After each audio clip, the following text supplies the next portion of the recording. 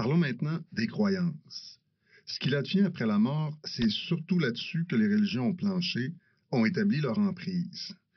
Allons-y avec une première distinction centrale.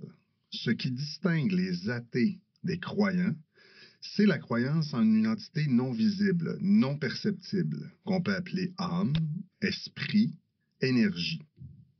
Donc, être croyant, quelle que soit la religion, c'est d'abord et avant tout croire à quelque chose d'intangible, souvent une part du divin qui nous anime et qui survit à la mort de notre corps.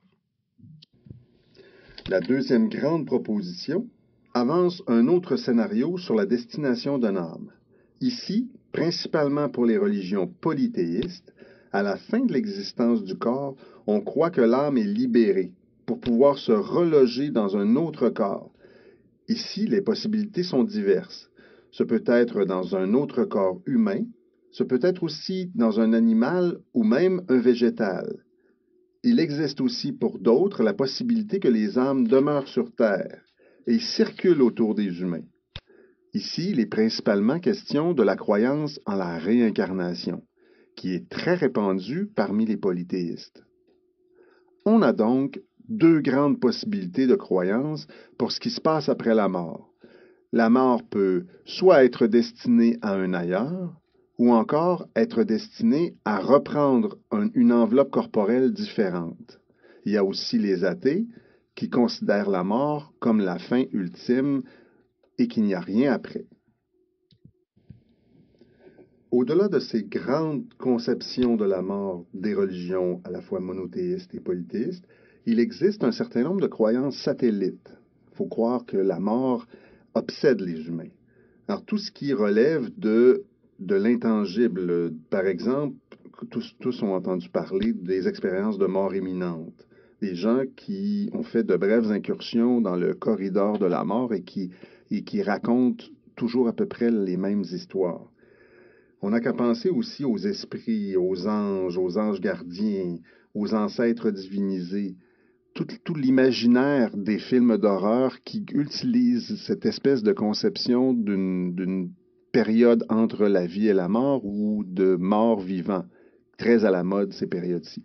Alors on voit qu'autour de la mort, il y a tout un univers de croyances très riche et très diversifié. Abordons maintenant la question des pratiques.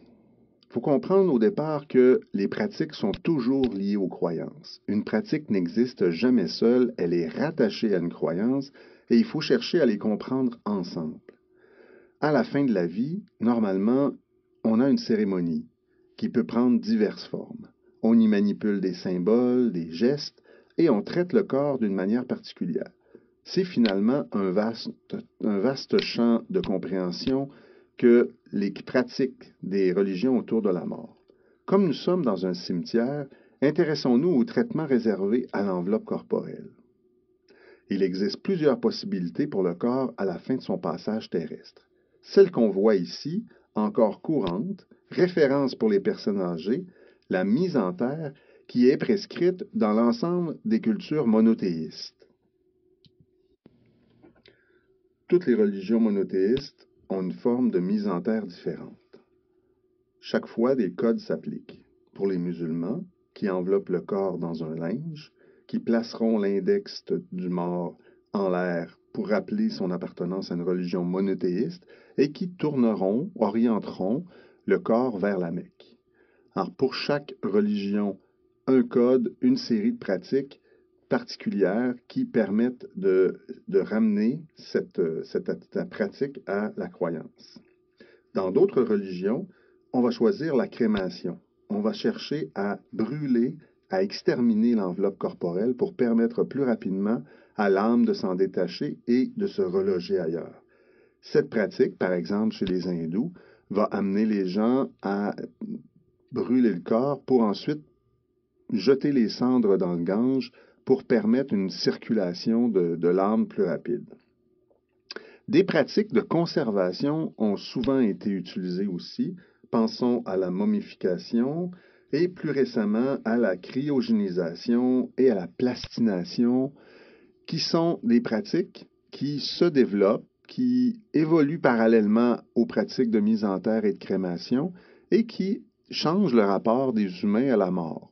Parce que, par exemple, pour la plastination, qui ne pouvait prendre place que dans un univers athée, on va avoir accès à cette enveloppe corporelle, travaillée, transformée, qui peut pour certains choquer parce que détachée de toute forme de vie, mais quand même.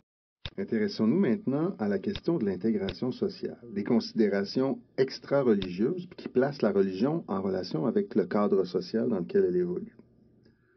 On l'a vu, on le verra, la laïcisation de la société, le détachement progressif des individus des cadres religieux, va transformer considérablement les pratiques et le rapport à la mort. Nous sommes en pleine refonte de ces pratiques. Si, pour plusieurs personnes âgées, les traditions persistent, quand des gens meurent en situations différentes, par exemple accident, suicide, mort prématurée, alors on a à repenser les pratiques et à développer de nouveaux modes d'être, de nouveaux rapports à la mort.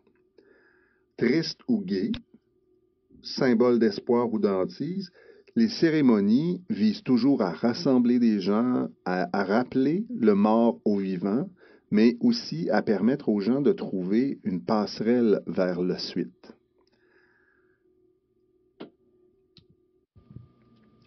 On pourrait penser, dans cette partie sur l'intégration sociale, à toute l'économie de la mort.